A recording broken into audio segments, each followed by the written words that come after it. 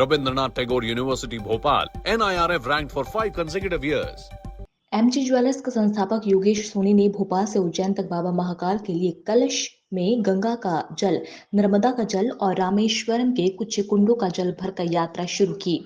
श्री योगेश सोनी ने पहले दिन 25 किलोमीटर की पैदल यात्रा की और दूसरे दिन से 32 किलोमीटर से कुछ अधिक चलकर चौथे दिन सोनकच्छ पहुंच गए और छठवें दिन में महाकाल पहुंचकर उज्जैन में सैकड़ों मित्रगण बाबा महाकाल के भक्तों से मुलाकात की, जो सब श्री सोनी का उज्जैन पहुंचने का बेसब्री से इंतजार कर रहे थे।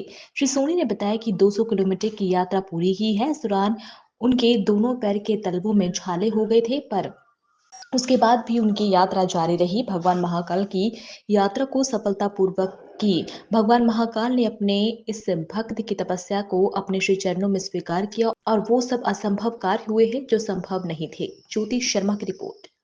इसको पूरा करा और ये पहली यात्रा थी आपकी, आप हर साल आप करेंगे? ये जीवन में पहली बार अपन कभी जीवन में 5 किलोमीटर भी पैदल नहीं चले।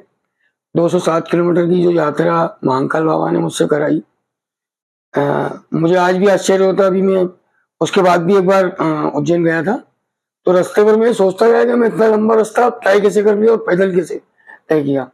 6 दिन यात्रा में लगे। 6 दिन में मैं उज्जैन पहुंच गया था।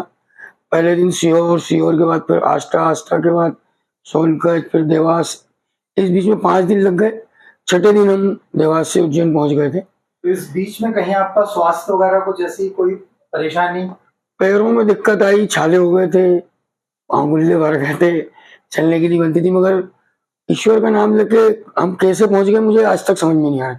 और वहां पहुंचने के बाद तो अश्रुधारा बह गई और ऐसा लगा कि यार बाबा साथ में लेके हमको वहां पहुंचे। और बहुत ही आश्चर्यजनक यात्रा रही। 7 दिन के 7 चक्र मैंने पार किए। अलग अलग मौसम में मैंने यात्रा की।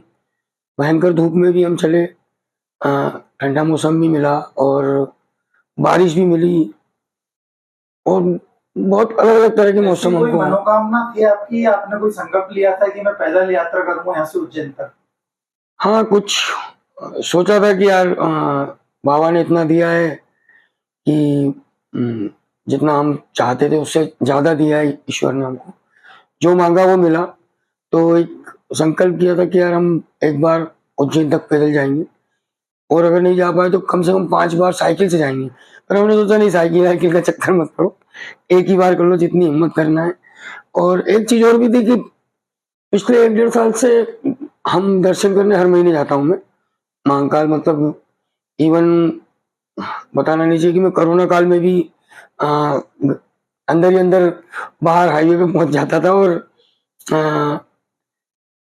शिखर दर्शन करके आता था। हर महीने मेरा एक संकल्प है कि यार बाबा के पास जाना। मैं उनको पिताजी की तरह मानता हूँ और वो भी मुझे ऐसा लगता है कि मेरे को बेटे की तरह ही समझते हैं। जैसा कि आपका नाम है एमजी ज्वेलर, तो ये भी मेरे ख्याल से कुछ गोपाल या हाँ, उसको तो शुरू से लोगों को मालूम है कि एम मतलब महाकाल और जी फॉर गोपाल जी, और दोनों जगह से ही इष्ट है मेरे। दोनों ही महाकाल पिताजी हैं और गोपाल जी जो है मेरे एज ए फ्रेंड, भाई की तरह मैं उनको ट्रीट करता हूँ। जैसे बाप बेटे लड़ते हैं ऐसे मैं महाकाल से लड़ता हूँ और जैसे दोस्तों से बातें होती है ऐसे मैं गोपाल जी से करता हूँ। और ये दोनों हमेशा मेरे साथ रहते हैं। मैं समझता हूँ कितनी बड़ी मुसीबतें आई, इवन मैं कैंसर पीड़ित भी रहा, 1.5-2 साल में कैंसर से जूझा, मगर मैं कैसे बाहर आया आज तक मुझे समझ में नहीं आया। डॉक्टरों ने तो मुझे बोल दिया था कि 6 महीने का मरीज है, मतलब 6 महीने से ज्यादा ये आदमी जिंदा नहीं रह पाएगा, और उस बात को 7 साल से ऊपर हो चुके हैं। पुराना जैसा हमने आपका देखा, आप कैंसर से भी रिवाइव करे आप, और आपका मनोबल कहीं पे इसमें कम नहीं हुआ? कहीं आपको एक बार भी नहीं लगा कि मैं ये इन सारी स्टेज से मैं निकला हूँ और मैं इतना पैदल चलूंगा? तो देखिए, जिसको ऊपर वाले पे भरोसा है तो मैं नहीं समझता हूँ कि मैं अपनी हर चीज उन्हीं से शेयर करता हूँ। मतलब मैं मानता हूँ कि अगर मुझे कहीं दुख मिल रहा है तो शायद उनकी इच्छा है और खुशी मिली तो उनकी कृपा है। तो हमेशा मैं उनकी कृपा और इच्छा के ऊपर चलता रहता हूँ। कभी भी ये नहीं सोचा कि मैंने कुछ किया। मेरे जीवन में जो कुछ भी होता है सब उनकी मर्जी से होता है। मैं जिंदा हूँ तो उनकी मर्जी से, और जिस दिन मरूंगा शायद उन्हीं की मर्जी से। मतलब जिस दिन उनकी इच्छा होगी वो टालेंगे। जहां तक हम लोग देखते हैं ऐसा हर साल आप कुछ ना कुछ एक नया ऐसा करते हैं जो कीर्तिमान स्थापित करता है। तो ऐसा अब अगला आपका क्या पड़ा? नहीं, ऐसा कोई कीर्तिमान मैंने दिमाग में नहीं सोच रखा है। वो तो मैंने बोला ना, कृपा उनकी रहती है। मैंने जैसे हमारा एक शोरूम है, ये भी हमारी जितनी भी सोच होती है ना, उससे अच्छी उनकी प्लानिंग होती है। हम आज तक नहीं सोच सकते कि यार हम ऐसा सोचेंगे, ऐसा करेंगे, ऐसा, मगर जो होता है हमारे साथ वो इन सब चीजों से हटके होता है। मतलब इवन मेरी जिंदगी की जितने ही पड़ाव है, बच्चों की शादियां हुई तो मैं सोचता रहा कैसी बहू मिलेगी, कैसा दामाद मिलेगा, मगर जैसी मेरी सोच थी उससे ऊंचा मुझे ईश्वर ने सोच के रखा था। तो मैं मानता हूँ कि उनकी कृपा बस बनी रहे, यही दुआ रखता हूँ।